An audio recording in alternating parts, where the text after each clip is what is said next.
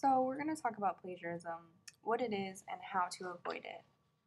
Now, in most of your classes, you've probably been given the plagiarism spiel on syllabus day, and all syllabi should have an explanation of their academic dishonesty policy.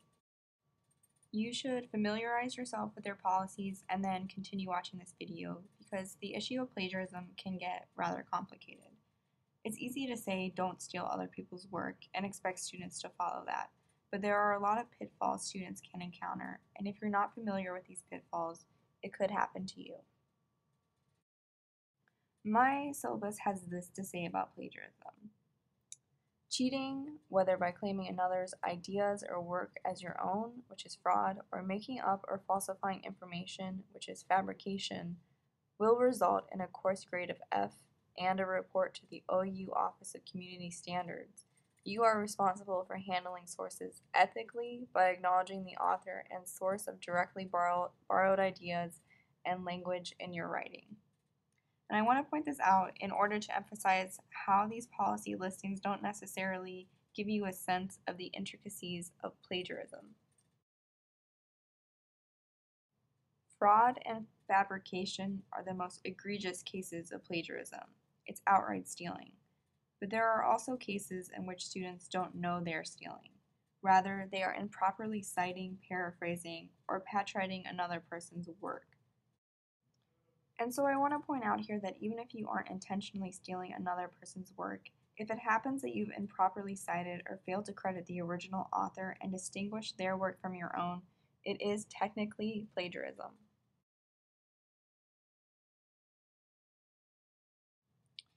Now, when we really think about it, we should be incredibly grateful for the conventions of citations. Students usually find citation, parenthetical, and creating a works cited page to be tedious. However, you have to admit that it's kind of amazing that people can borrow ideas, creations, and so forth as long as they do it in an ethical manner through proper attribution.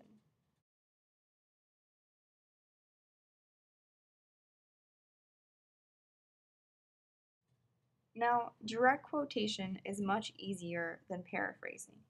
Direct quotation just requires me to put double quotation marks around someone else's works. Paraphrasing, on the other hand, forces me to capture the gist of what an author says using my own words and my own writing style. I'm using the word paraphrasing rather than summarizing because I'm focusing on a small detail in Villanueva's article. If I were focusing on his main ideas and trying to put them into my own words, then I'd be summarizing. Okay, so I want to put Villanueva's idea into my own words. I am grateful for the resources the conventions of citation make available.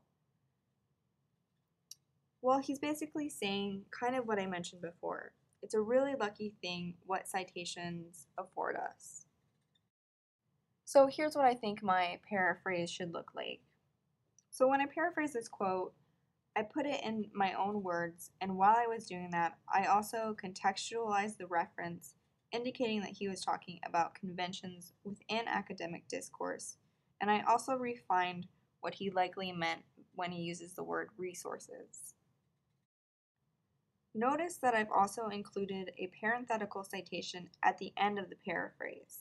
You need to include an in-text citation even when you're paraphrasing and summarizing in order to ethically attribute the idea or language to the author. This citation also lets your audience know that this is not your idea. You want to distinguish between which ideas are your own and which belong to someone else.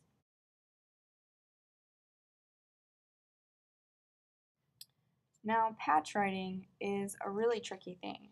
There's a slight difference between paraphrasing and patchwriting, yet paraphrasing is acceptable while patchwriting is considered plagiarism. The Bedford Handbook for Writers claims that patchwriting is paraphrasing the source's language too closely. So patchwriting usually happens during an attempt at paraphrasing. You might be really unfamiliar with the text, and when attempting to put it into your own words, you borrow too much from the original source's language.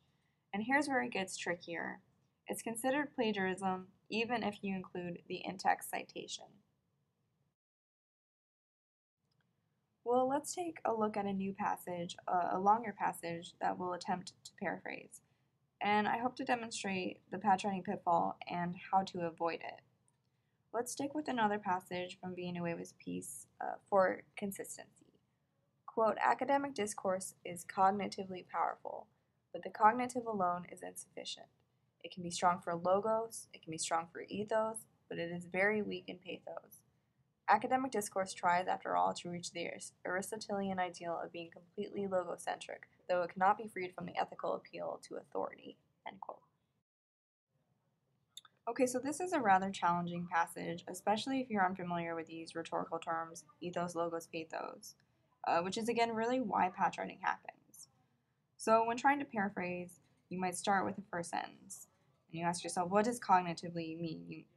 So you look for a synonym for cognitive, but there's not really an easy substitution.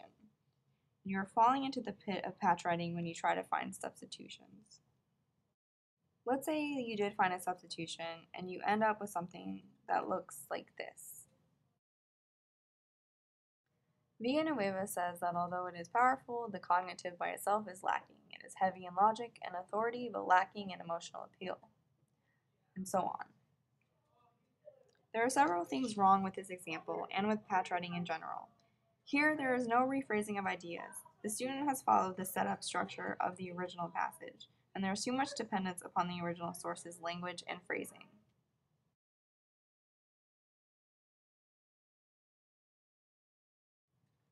So, what can you do in order to avoid this pitfall?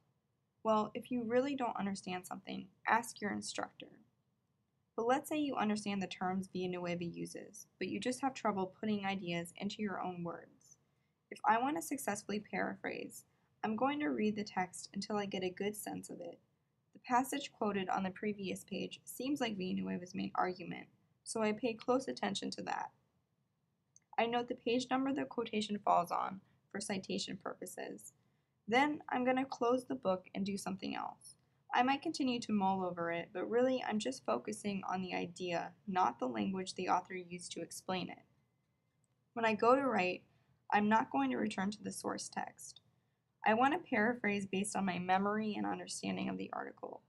The gist of the article should have stuck with me. I might come up with something like this.